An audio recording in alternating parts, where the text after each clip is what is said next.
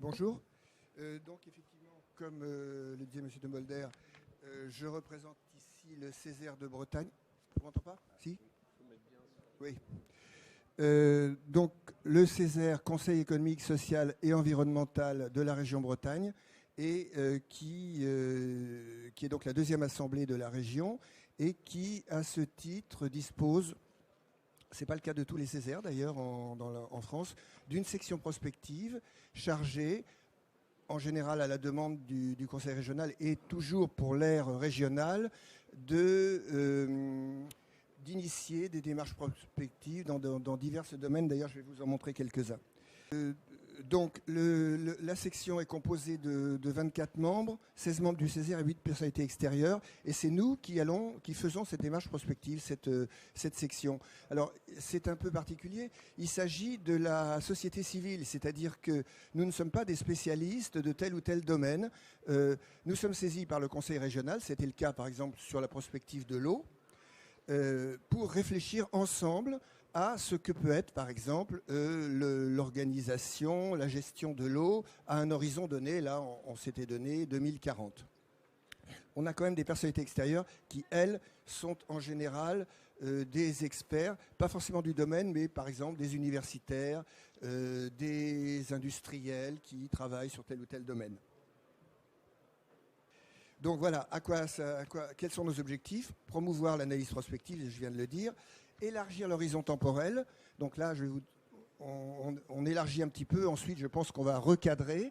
Mais c'est très important, vous allez voir, d'avoir ce pas de côté et peut-être aussi un peu de monter un petit peu, de planer un petit peu au-dessus des... Et évidemment, le but, c'est de faire d'une prospective détachée de la décision publique, mais qui évidemment va, on l'espère, éclairer la décision publique. Comme je le disais, donc, les travaux sont réalisés entièrement au sein de la section. Nous essayons de valider collectivement l'étude. Nous ne faisons pas de traitement particulier. Nous utilisons des dires d'experts et des auditions. C'est très important cette appropriation collective parce que, par exemple, dans un domaine comme celui de l'eau, c'est assez compliqué. Il y a un coût d'entrée sur le domaine qui est, comme c'est pas à vous que je vais l'apprendre, très complexe. Et il est très utile que les collèges du Conseil régional qui représentent la société civile, à savoir les représentants des acteurs économiques patronaux, les représentants des syndicats, et puis ce qu'on appelle la vie collective. Par exemple, moi, je représente l'enseignement supérieur et la recherche. Il y a aussi, évidemment, les associations environnementalistes, s'approprient collectivement le domaine. C'est le seul endroit où cela se fait. Alors, première caractéristique de notre méthode de prospective, c'est une prospective dite exploratoire. C'est pas usuel, hein, finalement. C'est pas si usuel que ça. Je vais y revenir après. L'idée, c'est de faire émerger l'ensemble des dimensions du possible. C'est d'essayer de sortir des sentiers battus, mais un petit peu des tendances. Il est bien évident qu'on va vers ça, ou bien, le courant moyen, la tendance moyenne, c'est celle-là. Alors on peut s'en écarter, ou alors au contraire, on va vers un scénario catastrophe, ou bien au contraire, on va aller vers quelque chose d'idéal. Non, c'est l'idée de regarder un petit peu tout ce qui peut faire bouger les choses à l'avenir. Alors, ce n'est pas une démarche de prévision, on ne s'attache pas à dire c'est ça le plus probable ou pas. On ne fait pas de méthodologie de projection, on peut les utiliser bien sûr, mais on essaye de voir tout ce qui peut arriver sur, par exemple, un horizon de 20 ans. L'idée, c'est d'ouvrir un débat, mais en s'appuyant sur des faits objectifs, sur une connaissance, une acculturation, comme on dit, du domaine, par tout le monde, depuis le syndicaliste de base, l'élu de base, le chef d'entreprise de base et le directeur d'école, par exemple, que j'ai été, ou l'environnementaliste, le militant écologiste. On utilise, évidemment, on essaye d'être rationnel, mais on essaye aussi de faire... On ne s'interdit pas de l'imagination, quoi. J'ai dit que la prospective était exploratoire et que c'est original. c'est original parce qu'en fait, l'habitude, c'est pas ça, la prospective. Ce qu'on a en tête très souvent, c'est ce qu'on appelle une prospective normative. C'est-à-dire qu'on part du présent et on essaye de dire où les tendances vont nous emmener, mais avec l'idée en tête qu'on va décider quelque chose et que donc on essaye de proposer. C'est typiquement ce qui se passe au Conseil régional et c'est tout à fait normal.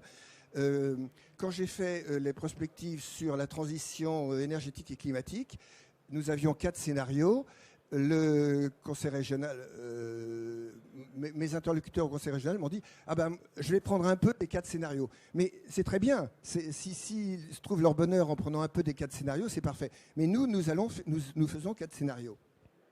Alors, c'est ce que je viens de dire. La prospective nourrit l'élaboration de la stratégie, mais ça reste le temps du questionnement et du débat.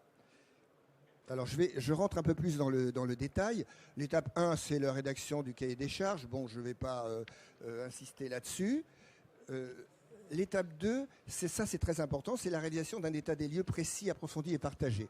C'est là où je disais que c'est important l'acculturation, c'est-à-dire que tout le monde va essayer de se mettre d'accord le plus loin possible avant de s'empailler sur, je ne sais pas, par exemple autour des effets de l'écologie ou de la position par rapport à une prospective sur les effets du changement climatique, par exemple, eh bien, essayons de nous mettre d'accord sur un état des lieux. C'est là où se situent les auditions de spécialistes et des recherches. Alors là, ça c'est le cœur du réacteur, si j'ose dire. C'est à partir de cet état des lieux, on va essayer de recenser des variables qu'on va pouvoir faire évoluer. Par exemple, une variable telle que j'ai parlé du changement climatique, on va regarder très froidement comment peut évoluer le changement climatique. Que cela nous plaise ou non, hein, c'est-à-dire qu'il ne s'agit pas de dire il faut qu'il évolue comme ça, donc on ne regarde pas d'hypothèse inverse. Non, il faut regarder toutes les hypothèses de façon à pouvoir ensuite faire des scénarios qui vont intégrer toutes ces hypothèses, encore une fois, que cela nous plaise ou non. Mais ceci a des conséquences sur la méthode. Alors pour ça, on utilise un outil un peu technique. Je vais le montrer tout de suite. Bon, il ne faut pas avoir peur de ça. En fait, ça veut dire que voilà toutes les variables qu'on a identifiées, on essaye de les faire, on regarde comment elles peuvent évoluer. Certaines on se contente de 2 positions, pour d'autres on va en faire 4. Et puis à partir de ça, on va trouver des scénarios. Alors évidemment, on n'utilise pas toutes les possibilités. Vous voyez 2 par 4, par 3, par 4. Non. On va évidemment choisir des scénarios. D'ailleurs, en général, on essaie d'en avoir 4. Alors, ces scénarios, ça va être donc des chemins autour de ces variables et qui vont mettre en évidence des résultats découverts par l'analyse. On va voir, ça va permettre d'identifier les inerties, c'est-à-dire les grosses tendances, mais aussi des facteurs d'incertitude. Tant pis. J'avais des exemples sur l'eau, justement, où je montrais quelques variables qui peuvent être pris dans les scénarios et qui vont ensuite nous montrer les enjeux. Notamment, nous avions identifié, à partir de la description de l'état des lieux, 6 gros enjeux autour de la recherche et de l'innovation, autour de l'eau comme ressource et en lien avec l'environnement, avec le changement climatique. L'eau dans les usages, société et mode de vie. Ça, c'est plutôt les usages des ménages, des modes de vie, quoi. L'eau et les territoires, ça c'est l'aménagement du territoire. Et l'eau et les usages, là c'est plus lié à l'économie, hein, c'est les divers usages. Bon, c'est à partir de ces variables en termes de grands enjeux qu'on a identifié ces enjeux. Et que, alors il se trouve que là c'est une étude un peu particulière. C'est un mode de fonctionnement un peu particulier. D'habitude, on va au scénario et là, on a transmis ces grands enjeux au Conseil régional qui lui-même, à partir de ça, va faire des scénarios. Alors là, je pense que ça ne sera pas les scénarios que nous avons l'habitude de faire au Conseil régional, au Césaire, où nous disons, eh bien voilà, nous faisons 4 scénarios. Chaque scénario a des aspects positifs et des aspects négatifs. On ne prend pas parti. On dit voilà, si vous voulez aller, si on prend tel type de scénario, par exemple, j'ai donné les exemples sur le changement climatique, les études autour du changement climatique. eh bien, nous avions un scénario transition technologique où nous disions c'est le tout technologique, le changement climatique va induire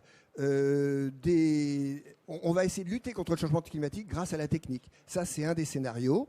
C'est un scénario qui est très lié au marché aussi, c'est-à-dire que la technique, eh bien, elle sera sur le marché et c'est la meilleure qui l'emportera. Voilà. Alors ce scénario, il a des avantages, évidemment, et il a aussi évidemment il s'inscrit très bien dans la société dans laquelle nous vivons.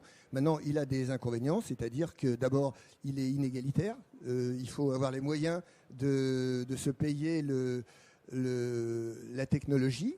Et évidemment, il n'est pas sûr qu'il remplisse les objectifs, par exemple ceux de la COP21.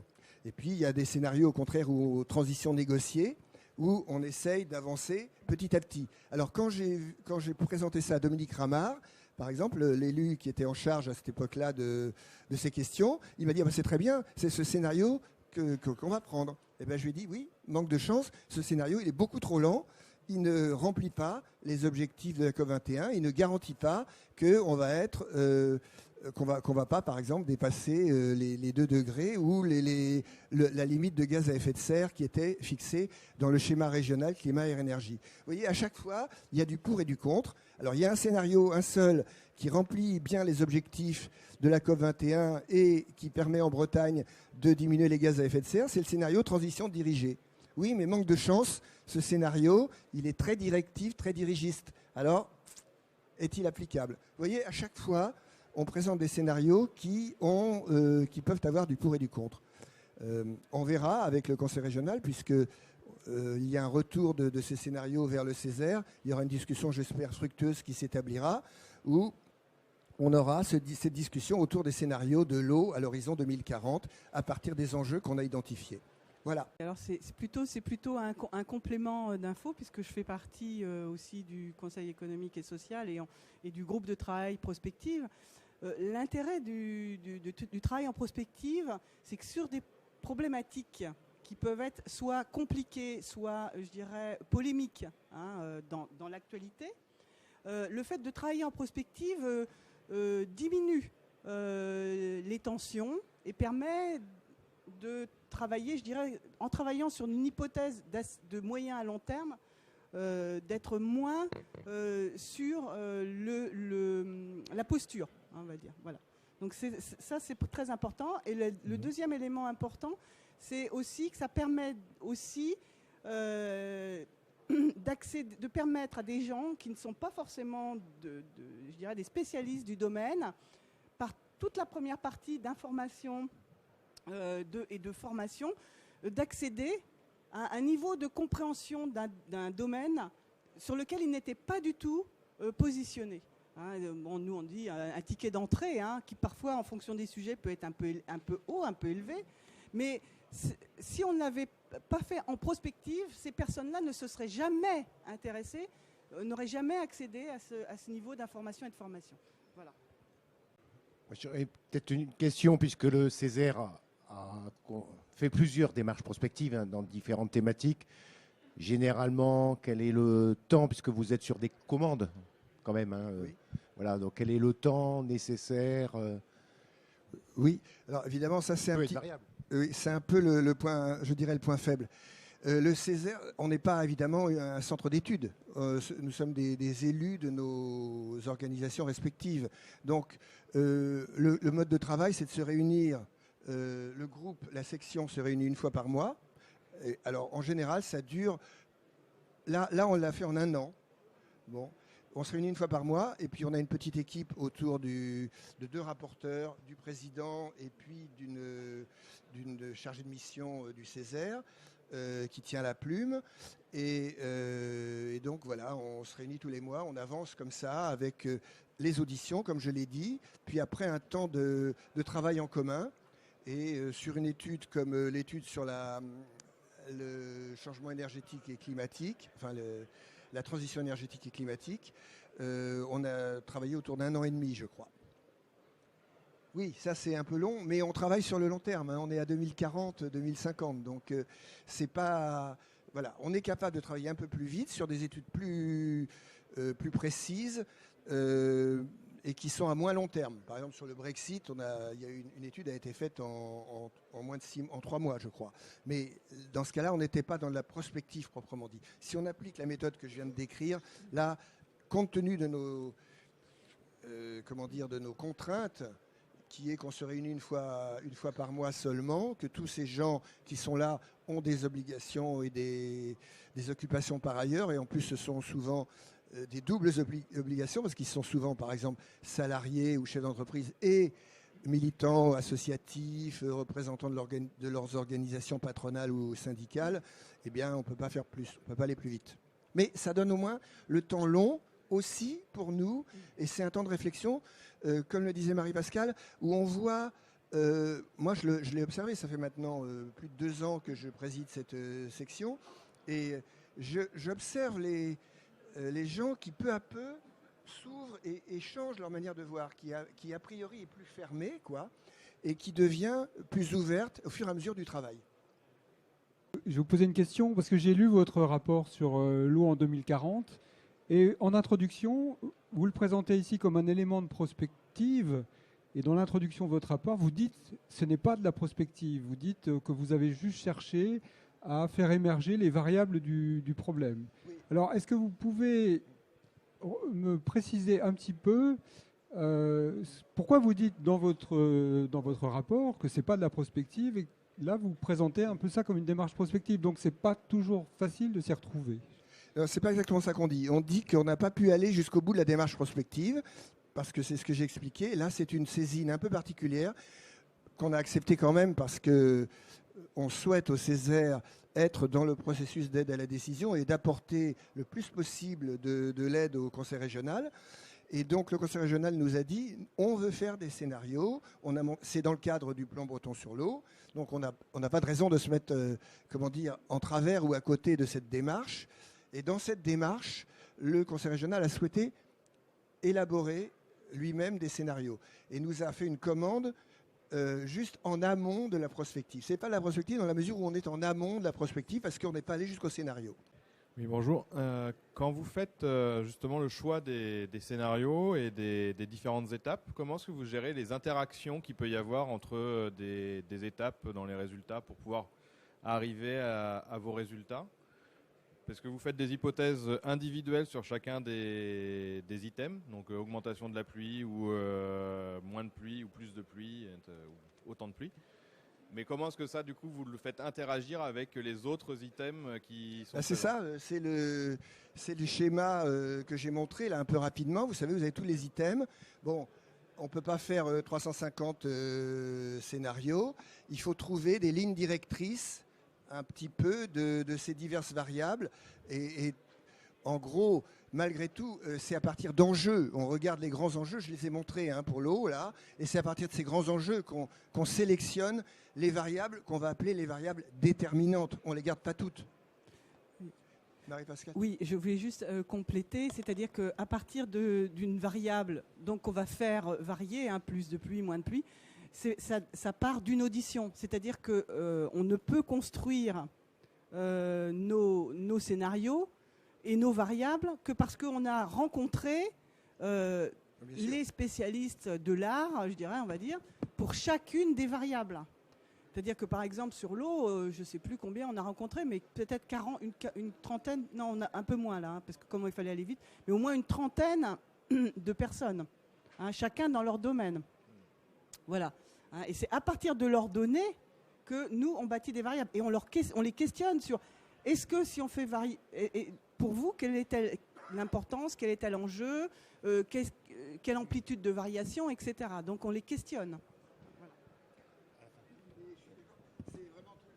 Tout le travail de la prospective, à un moment donné, c'est un travail de groupe, quoi. Ça va émerger, quoi. Je l'ai vu pour la transition énergétique et climatique. Je me posais la même question que vous au début. Je n'avais pas utilisé cette méthode jamais. À l'INSEE, moi je viens de l'INSEE, c'est pas du tout comme ça qu'on travaille. On travaille en tendanciel et scénario bas, scénario haut, enfin, etc.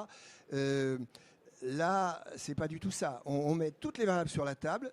C'est exploratoire, c'est participatif, tout le monde parle. hein, voilà. Et à partir de cet exploratoire et de ce participatif, et puis évidemment de la remontée des experts, eh bien, va se dessiner finalement assez facilement des grands enjeux qui vont nous permettre de structurer, de dire on prend telle variable ou telle autre plutôt qu'une autre qu'on laisse tomber, parce qu'on en a, là aussi on avait une trentaine de variables. Bon, à la fin on les utilise pas toutes.